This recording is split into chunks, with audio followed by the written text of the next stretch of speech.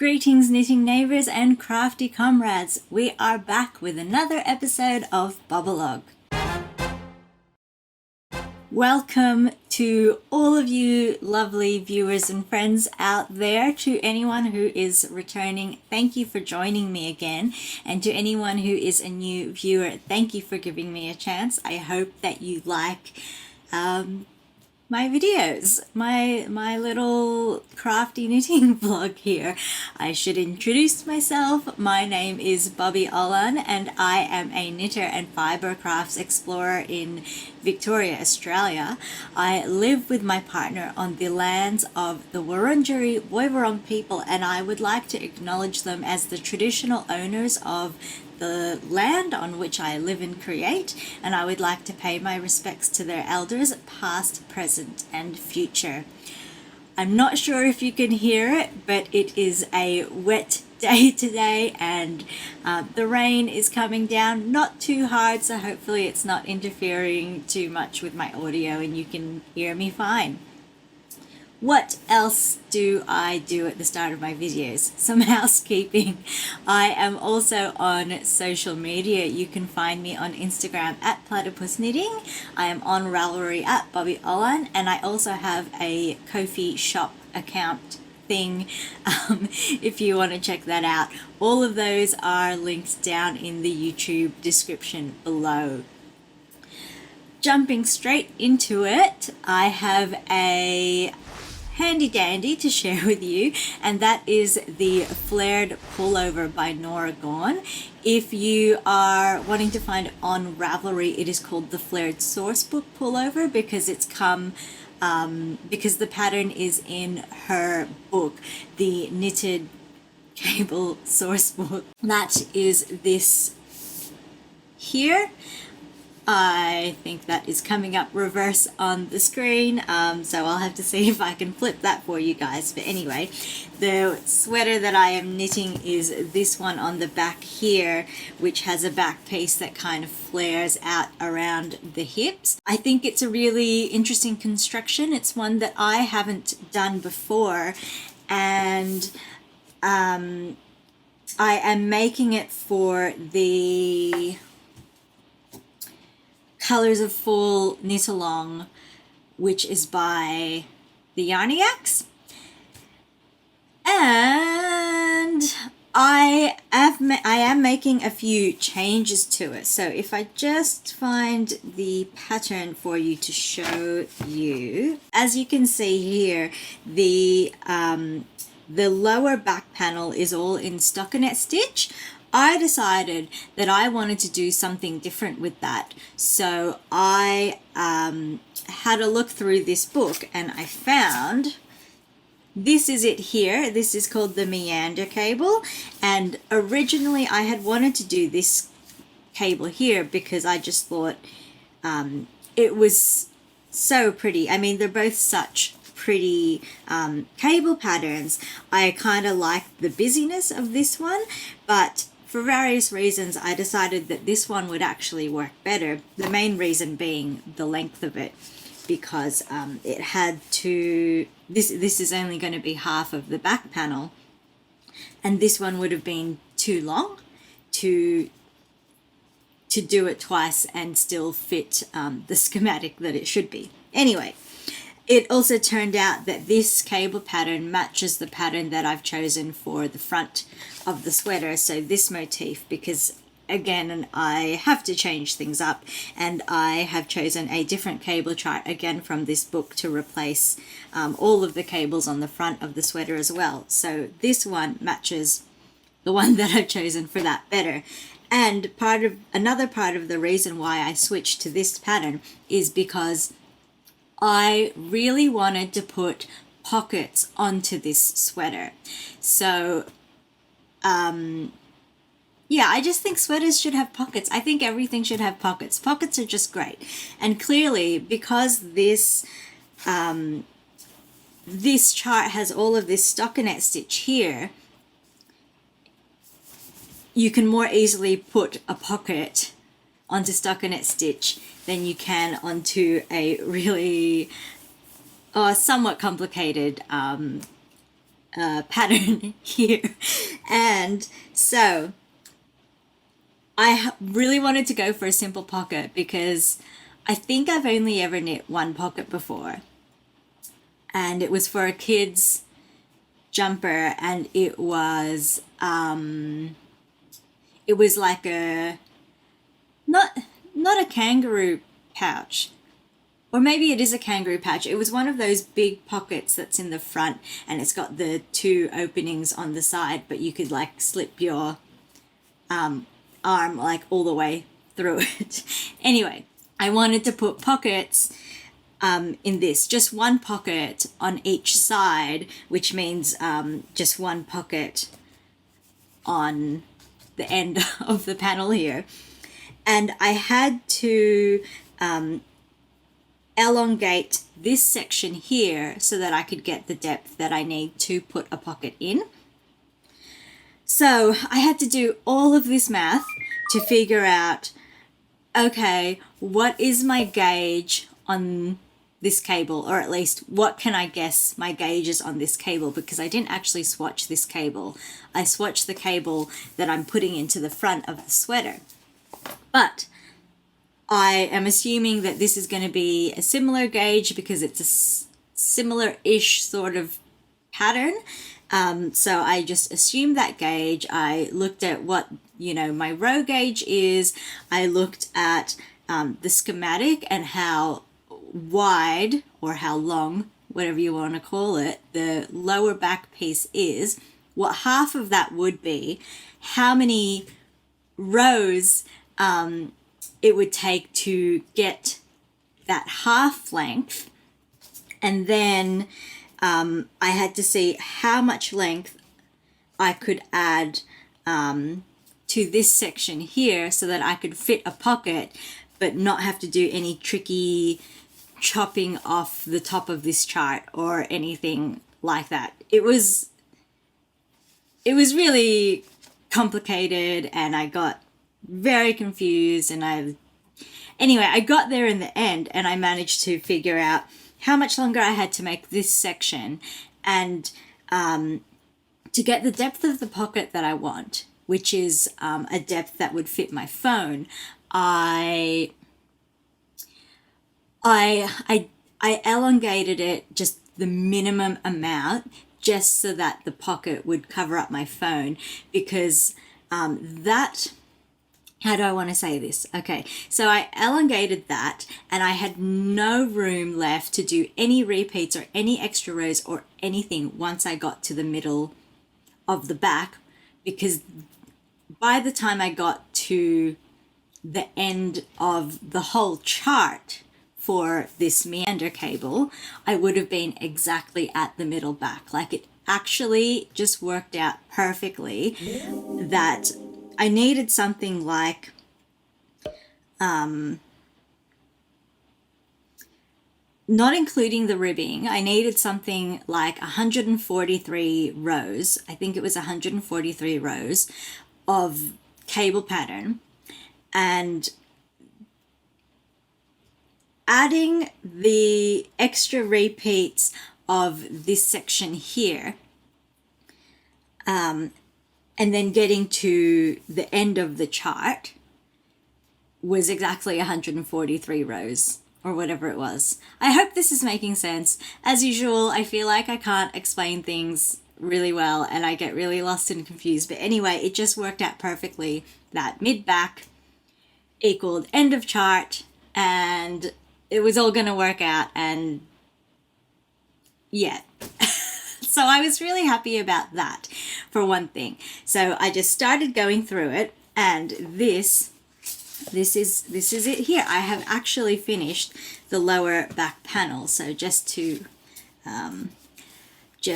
take you through it from end to end, there is that, my beautiful pocket. These are the first inset pockets I have ever done, I think. And I'm really happy with how they have turned out. Oopsies, it's catching on the book. That's the gorgeous cable there.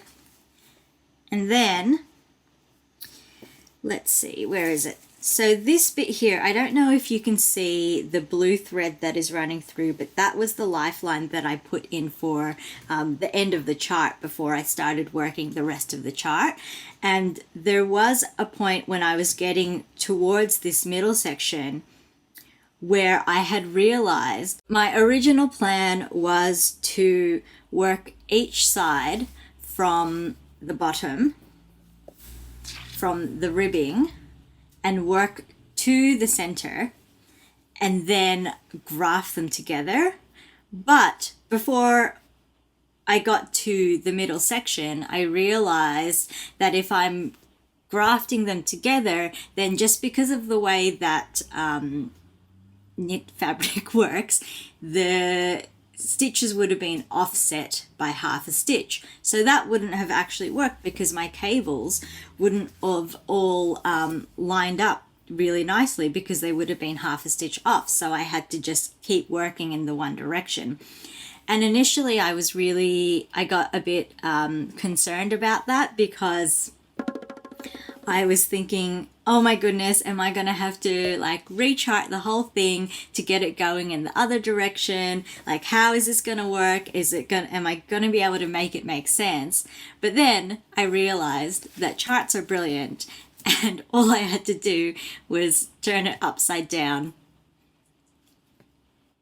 and it just works. So that was really great. That was one thing that was really, really excellent. And I have to say as well, when I was doing the pocket, I wasn't sure how I wanted to finish the top of the pocket. In my first idea that I had is, so this strip here, the repeat is just one of these little, I don't know what you call it, circly bit thingies. And my first idea was to have that across the top so that it would match. But then I wasn't sure if I should, if ribbing would just work better. So the other idea I had was to match this ribbing at the bottom of the pattern. And I put a call out on my Instagram stories. I had a poll. I said, should I finish it in ribbing, in cables, or in garter stitch? Because I've seen garter stitch pocket tops, and it wasn't my favorite option, but I just thought I'd throw it out there and see what people said.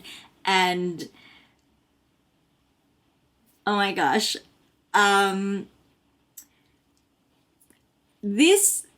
of this is by Nora Gone, who I think is a genius, and she's wonderful. And she commented on my Instagram post, and I was so giddy and excited, and I could not believe it, and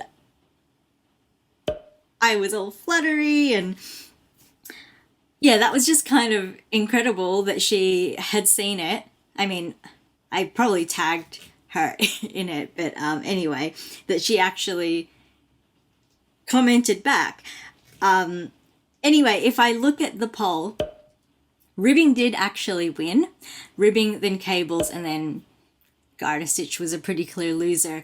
But Nora Gone's comment was that I should do 1x1 ribbing instead of this 2x2 ribbing that it was at the bottom. And for some reason, I had never even considered 1x1 ribbing. I was like, it should match this, or it should match this, or it should just be something completely different, which would have been the garter stitch option. And she said, do it in 1x1 ribbing so it doesn't match.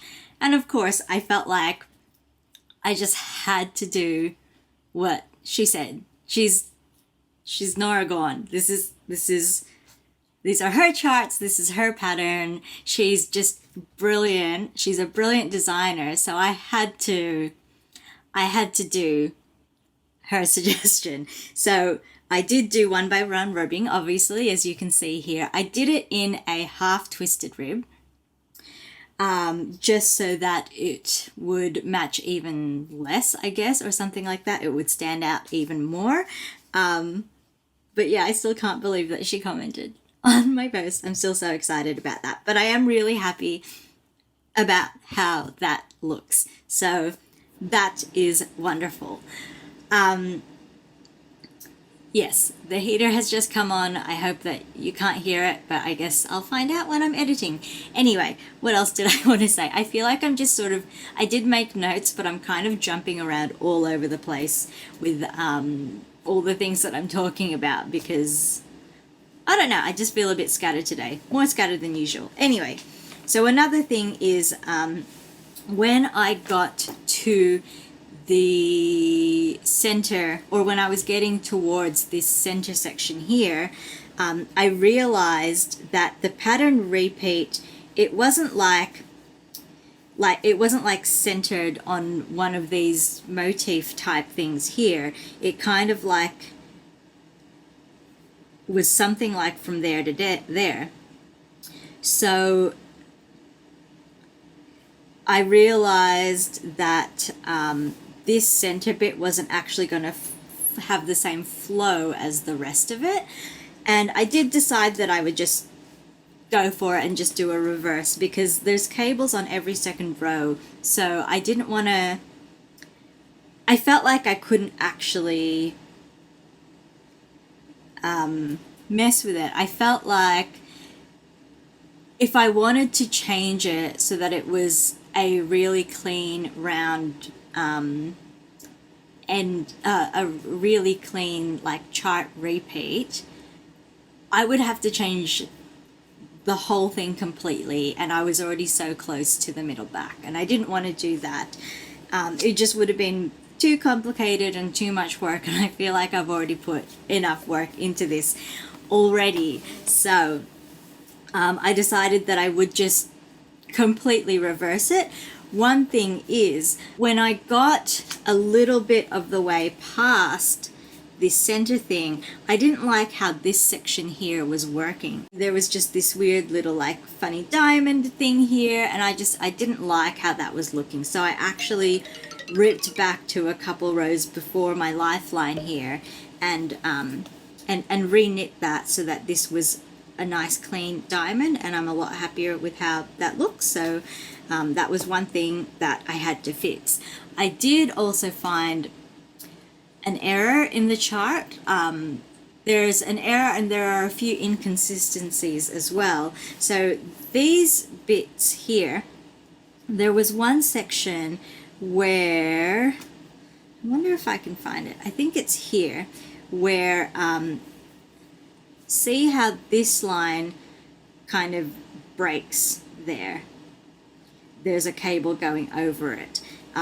According to the chart for this particular section, this line actually continued through, but as I got further up, all of those other sections that were like that had this cable going over the top and this cable going underneath, and that was the only spot where it didn't do that. And when I knit that section, I did actually think that it was odd that there wasn't a cable there, but I just followed the chart. I didn't think to refer back to this photo of a sample of it and see that it does actually do the crossover thing. So I was like way beyond it when I realized that that error was there. So I was not going to rip back all that way and fix that. So instead what I did is I did a little duplicate stitch fixing of the cable there, and I followed a tutorial from Roxanne Richardson, which I will link in the video description down below so you can see how to do that. And if you look at it really closely, it does look odd and flat and not quite right, but from a distance you can't tell, and it looks like how it should look. That was the one error. The other ones that I say that I found that I'm calling inconsistencies are just because, so I'm calling them inconsistencies because the chart doesn't necessarily match the how, like the way that the cables are crossing in this sample here. So let me pull it down so you can see. So I'm calling them inconsistencies, not errors, because I feel like it can kind of be a user's call on whether so this is the center of it, right? And you can choose whether the cables are mirrored or whether they're all going in the same direction. So I chose to mirror them rather than have them going all in the same direction. I can't remember which way the chart had it going and which, but that's the way that I chose to do it. And then when I got to the center, I also decided that not only would I mirror them this way, I would also mirror the whole lot lengthways. So that was another design decision there. And I got through the rest of it completely fine, and I am so happy with how it turns out. How it turned out.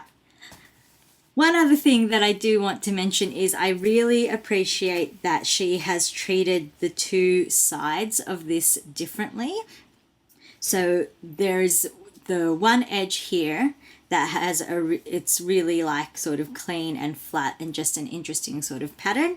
And then this side here that is a bit sort of simpler, I guess. And this is the side that you pick up on, that you pick up to knit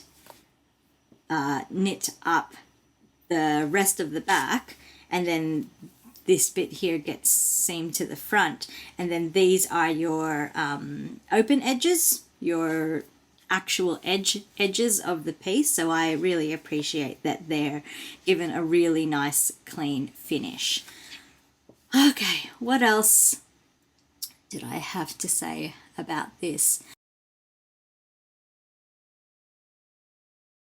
That might actually be it for now. I'm super excited with how it's looking and how it's coming along, and I'm also pretty excited that the next bit is going to be some nice easy stockinette stitch. I'm just going to pop the book away. If I can pick it up. So how it is going to work is I have already picked up for the upper back. So that's these stitches that I've picked up here. So this is kind of how it's going to hang. So what is on the cable needle here is what's going to be knit up the back, and then these bits that are just hanging, they're going to connect to the side, and then so I will have my pockets. So if it is hanging like that, I have my right hand pocket and I'll have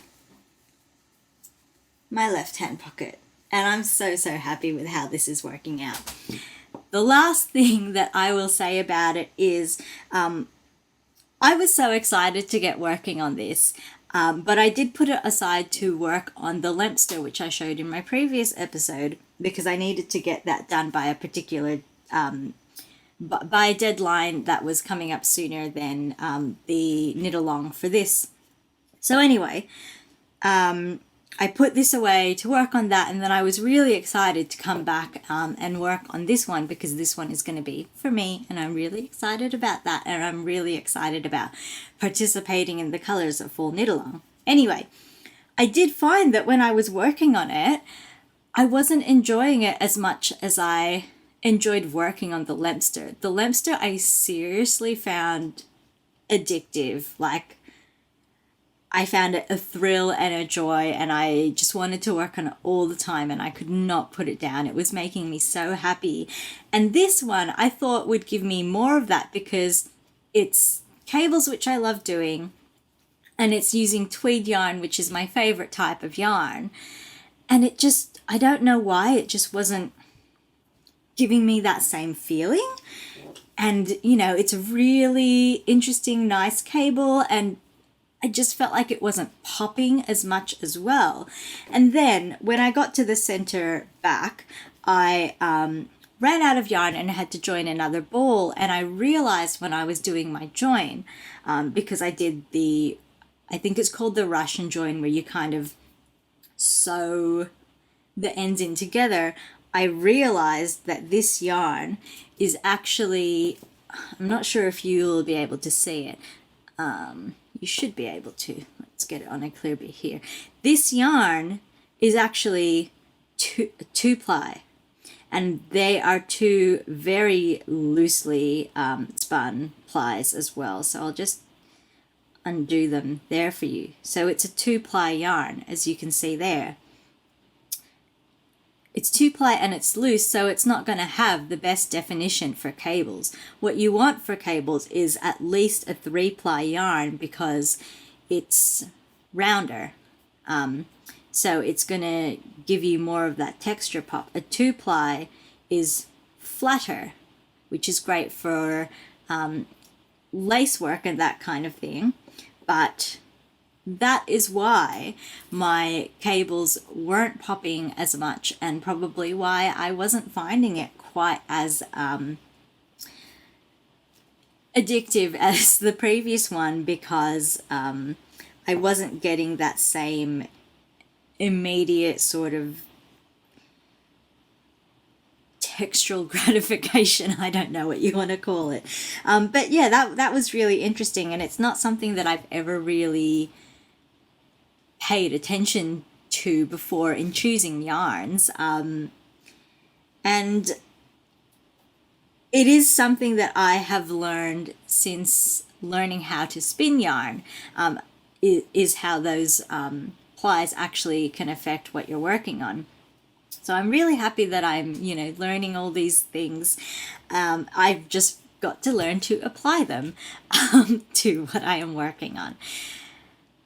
Yeah, it is a really nice yarn to work with. I do really like it. I love the colors. It is discontinued, so it's the Bendigo Woolen Mills Tweed, and it's discontinued, which I'm sad about, but I do also have another sweater quantity in my stash in another colorway, so I still have more of it to work with. But I think what I am going to do is, when I have finished working on this, if I have any of this yarn left over, this yellow yarn, which I'm kind of doubting I will, I think I am going to run it through my e-spinner and increase the twist on it to give it more twist, to over twist it, and then you can kind of see the effect here.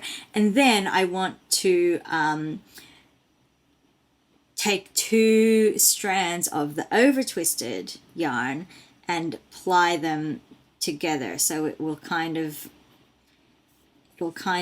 be something like that, if you can see that well enough there. So I believe that is called a cable yarn, and it will give much better stitch definition for working cables, surprisingly enough. And yeah, I kind of just want to see how that works out. I mean, this tiny little sample of it here I think looks really interesting, and it's a nice plump yarn. But obviously I can't do that to all of the yarn that I have for this, because it'll change the weight of the yarn itself, and I wouldn't have enough left to knit a sweater. So yeah, so that's just something that I've sort of been thinking about with that there. Okay, I think that's all that I actually had to say about this one. All right, moving on. I did want to say a couple more just really quick little things about the Lempster. It is blocking. You can just see the sleeve of it there on my blocking mat, and it is still damp, so I can't pick it up and show it to you here right now. But I just wanted to mention a few other things that I missed in the previous episode, because I think it is important to talk about mistakes and share mistakes, and not just come to you with, oh, look at this amazing new finished object that I've got. Aren't I fabulous? Anyway, just really quickly touching on those points, because I don't want this to drag on.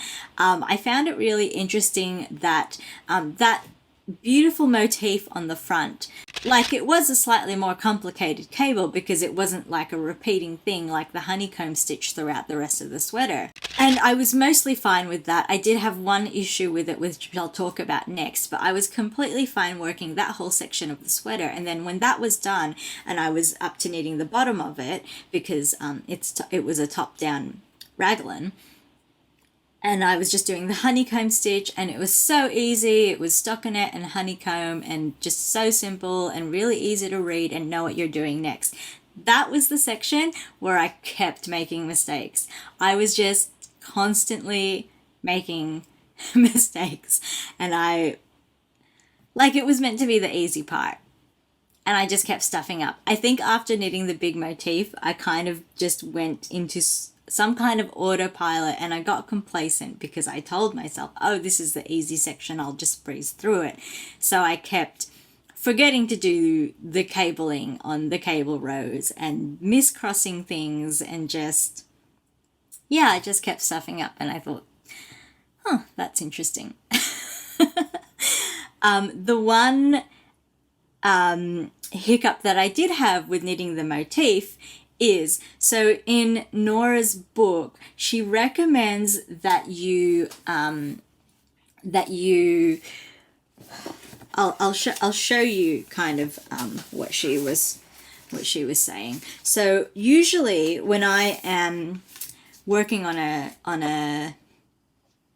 working from a chart, this, by the way, is for a sweater that I knit many years ago, and isn't from Nora Gon's book, so I don't feel like I'm giving any of that away. Anyway, usually when I'm knitting on a chart, I cover up the from the bottom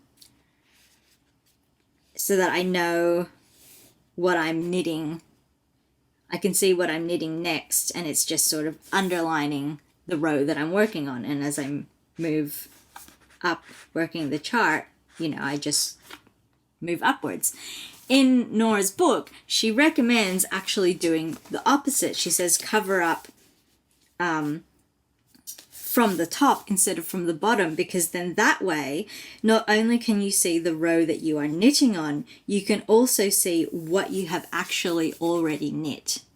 So you can more easily see exactly where you are, because when you look at your knitting and when you look at this bit that you have exposed, they're going to match, which I thought was brilliant.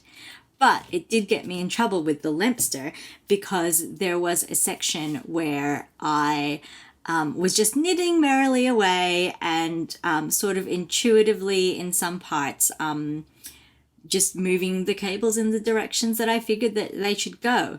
And there is actually an error on row 65. So because I had covered up, I was doing what she had recommended in her new book and covering up from the top, I knit row 65 and I crossed my cables on the way that I thought that they should go, based on what I had done previously.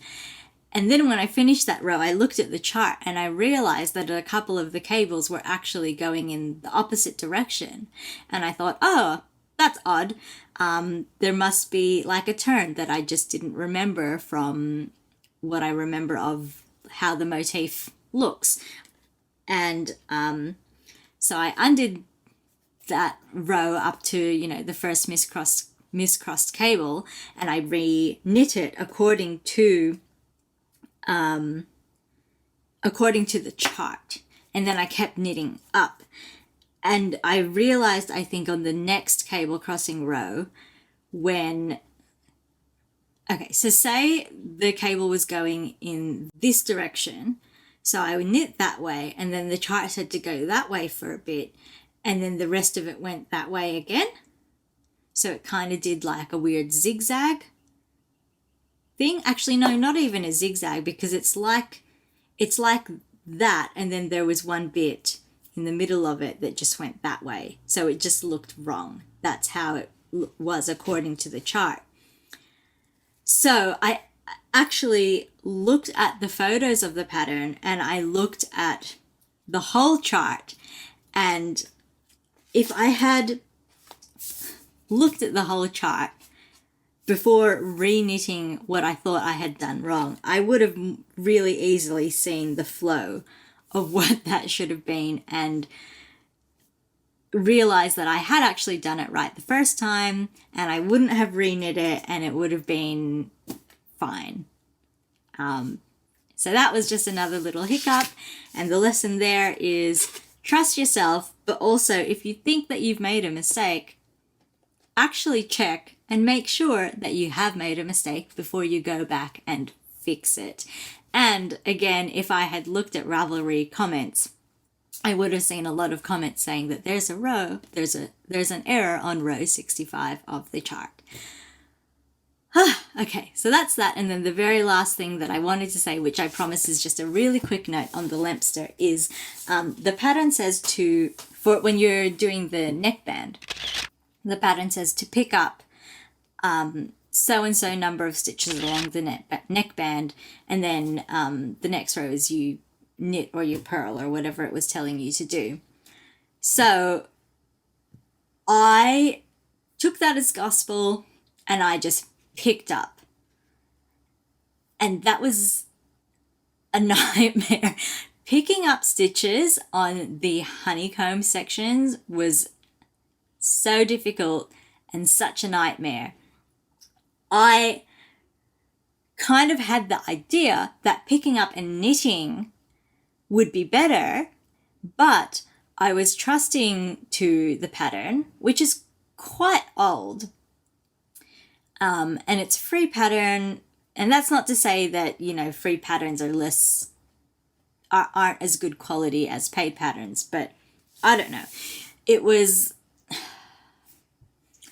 I had the idea that I should have picked up and knit, but I trusted to the pattern and I just picked up instead.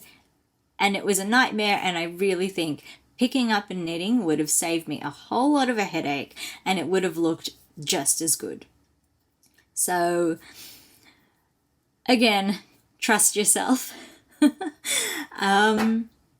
Yeah, that's kind of just basically it. And in case you don't know what the difference between picking up and knitting is, I can kind of show you on this here, because I have just done picking up and knitting. If I can get myself organized. All right, so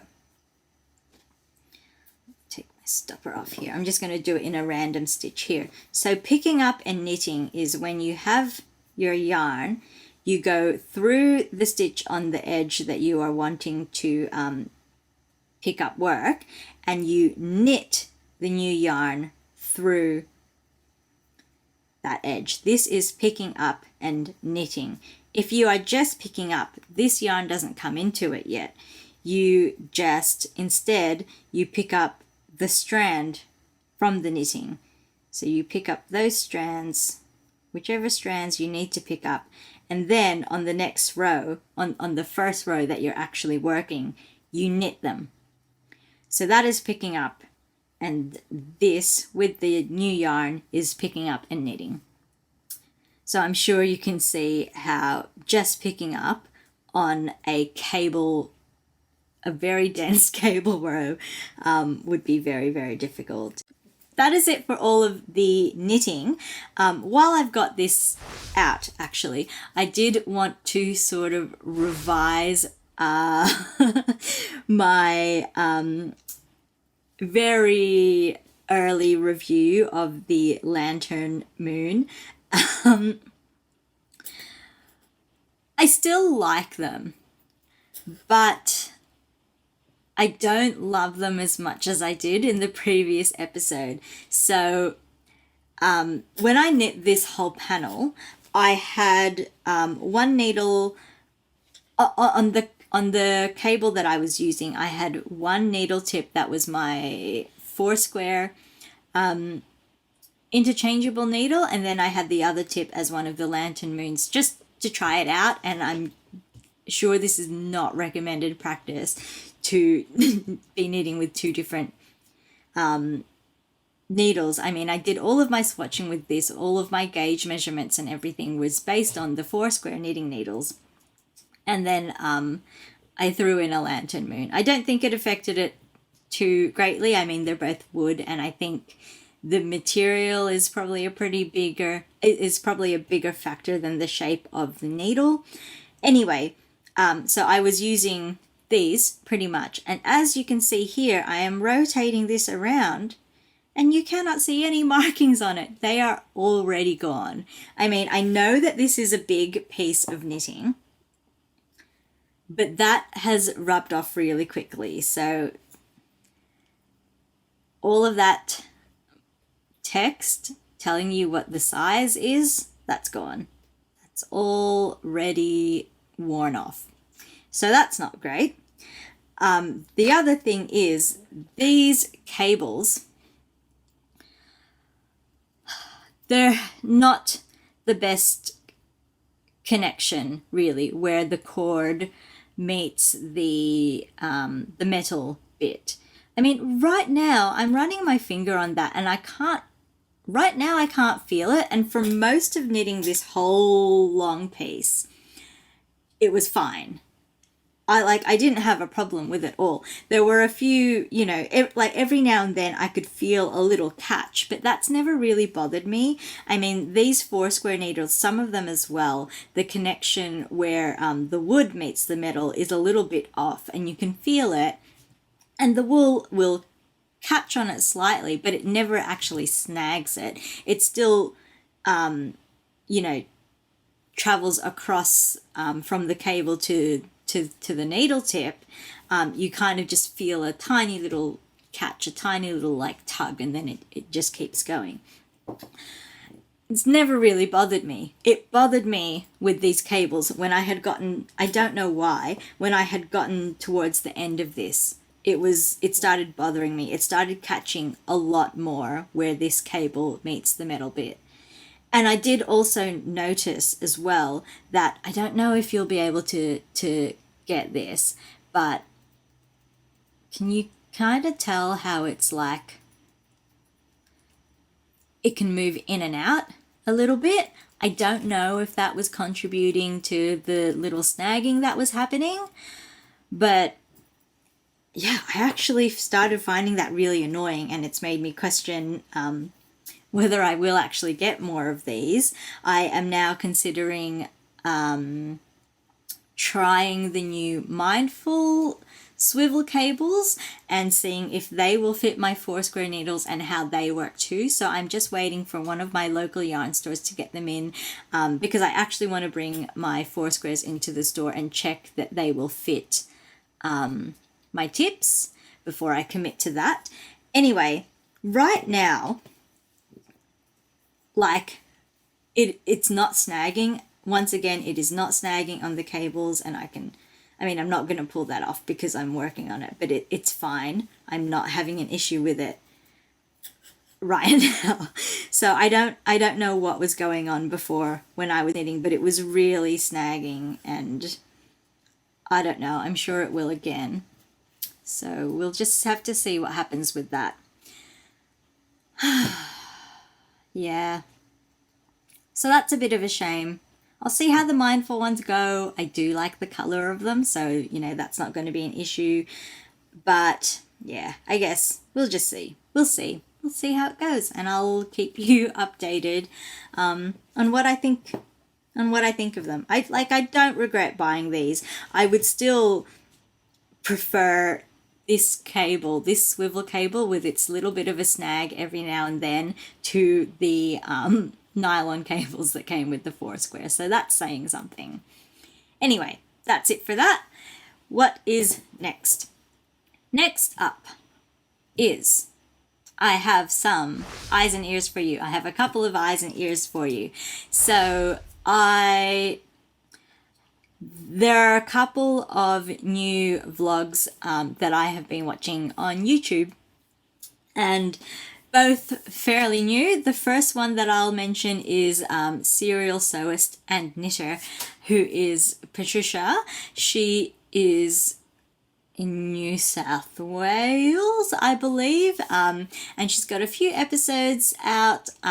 She has a lot of shorts that are of YouTube shorts that are unboxings, which is kind of fun. And her actual vlog episodes, she I feel like she's got quite a calming, soothing nature, I found. And I mean, she's got her beautiful backdrop as well, but just the way that she speaks, yeah, I find her calming.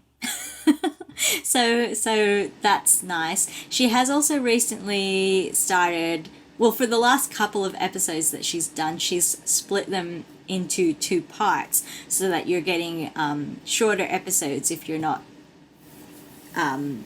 able to like sit down and sit through an hour-long episode like mine usually are, which I think is interesting because I did try that once. I tried splitting one episode up into a 2-parter, and I found it didn't really work for me.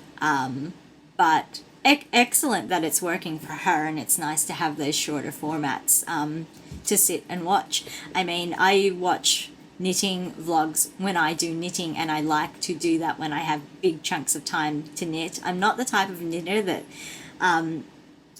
at least not yet anyway. I'm not the type of knitter that will just, knit a row here and there while I'm in the middle of doing something else. I like to be able to commit time to it. So for me, having really long episodes isn't an issue. It's actually my preference, which is probably why I let mine get so long. So hopefully that isn't an issue for you as well. But I also don't have a problem with just stopping watching in the middle of an episode and picking it up again. But I think it is nice to offer those like sort of more bite-sized or snack-sized or whatever you want to call it episodes. So that's Patricia Serial Sewist. The other vlog that I want to mention is also a Patricia who is also in New South Wales, I believe. She's a fellow Filipina, so that was really nice. She's only done 1 episode, and I should actually tell you what her YouTube is called. It's Kamay, which is hands in Tagalog. So every time my heater comes on, it distracts me. What was I saying? Yeah, so her channel is Kamay. Again, everything will be linked below.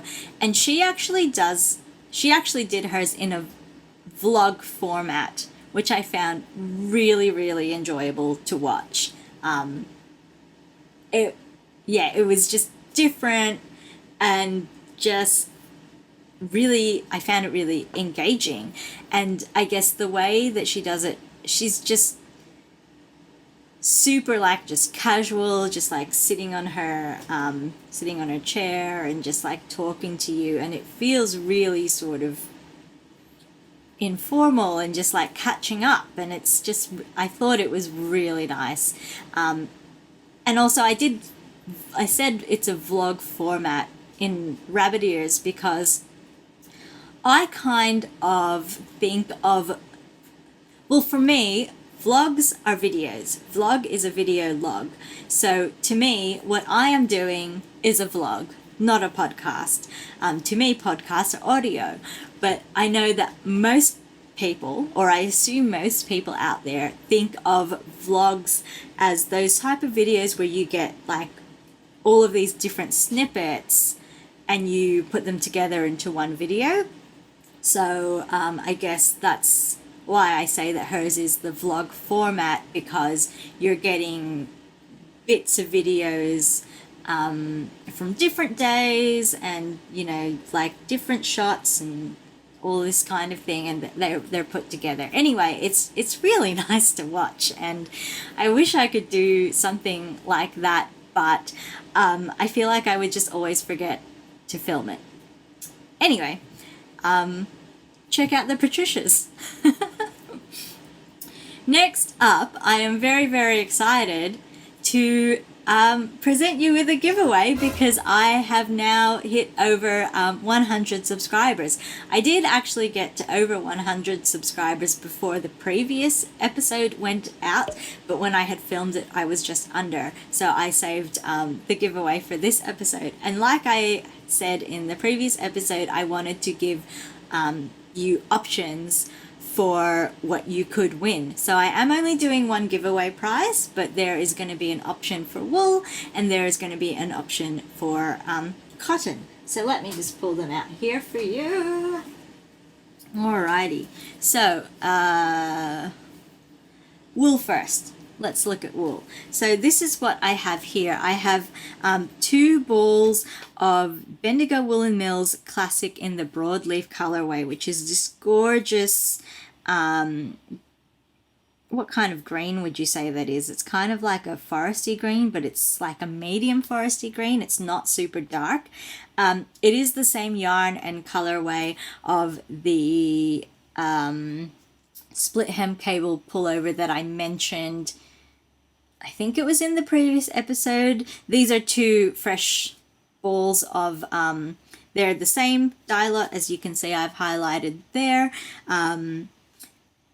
And yeah, so they're in the wool one, and you will also get this skein here of Tanned Wan Coot 4-ply in the Cider House red color. Now, full disclosure, this is when I was knitting the Redford sweater for my partner, I did knit like almost the whole back section, and then I realized that my gauge was wrong and I started again. So that was actually knit with this yarn here. So as you can see, it's not super noodly, because when I unraveled it, I did give it a wash to try to reset the twist and remove all of the kinks. So I soaked it and I hung it up for a while to remove all of those kinks. But about half of this skein had been knit up and then undone. So sorry about that, but it is still like really great yarn, really good integrity. It's a beautiful color, and I've just realized I'm offering a somewhat Christmassy, a slightly Christmassy themed set here for the wool lovers of you out there. Anyway, you got some Polworth, you got some wool. So that is one of the giveaways that you could win. And the cotton option, let me put these away. The cotton option is this one here. This is, what is this? This is Bali, 100% cotton by Garn Manufacture. And it is, so I had purchased this one to do a test knit. And I had purchased it as a lace weight yarn to do a test knit that called for a lace weight yarn. But when I got it, it just seemed so much finer than I had expected. And only then did I think to look it up on Ravelry. And according to Ravelry, it's a thread weight. So it is quite fine, and I wasn't able to use it for the test knit. I do think it's lovely, but I haven't been able to find a project that uses this much yardage at that fine a gauge, which is a shame, because I really would have liked to use this. Anyway, this is what I'm offering if you prefer a plant fiber option, if you don't really want to work with wool, or if you just prefer this. It is a lovely gradient. It's got a medium gray on the outside, and then it goes into like a really light gray on the inside. There is a section in the middle of it that has a bluish tone. At least to me, it's a bit of like a light bluish grey, but I don't know how much you want to trust me on describing that colourway to you, because I did see the dress as blue, not white. So interpret that how you will. So yeah, this lovely thread weight cotton is also in the running for the giveaway. So if you would like to enter to win either of those packs, then it's open to anyone worldwide. You have to be a subscriber to my channel, and also just leave a comment on this video in YouTube and let me know which of the sets that you would prefer, if you have a preference. And also let me know what your favorite material is to work with. So whether, if you really love working with bamboo or cotton or wool, or, if you even want to let me know what your favorite sheep breed to work with is, then that would be really fascinating to find out. And also just introduce yourself. If you haven't already, it would be lovely to get to know more of you. So yes, just comment below. This the giveaway will end at the end of September, so Friday the 30th of September at midnight it will end, and I will draw a winner from the comments on the 1st of October. Yeah, so I'm super excited about doing my first giveaway. I hope you like the options that I have for you, and I'm looking forward to hearing from you. Now, the last thing that I have to share with you is my heart full of craft, and I am grateful for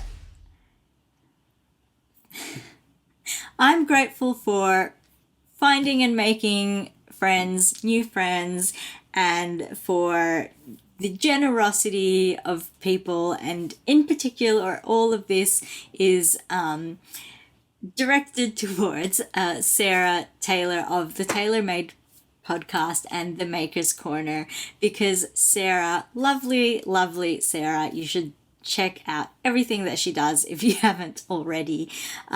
She gifted me this gorgeous skein of yarn from her label Yarn to Die For, that she naturally dyes, that she dyes using natural plants and things. So this one I feel like is so extra special because it is dyed from eucalyptus, from a eucalyptus tree that is on her property. So I think that is such a nice personal touch that it just feels like she's giving more. I mean, she's obviously giving her, her artistry and her work. She's putting her artistry and her work into, and her intention and everything into the yarn that she dyes and sells. But it really, I feel like it really does just make it feel so much more personal and a more meaningful connection to know that the plant matter that was used to dye this, she harvested from her own land. That's what I'm trying to say. So thank you so much, Sarah. That is her card there. And I also got this cute little Fibre key ring. I am a bit wary of putting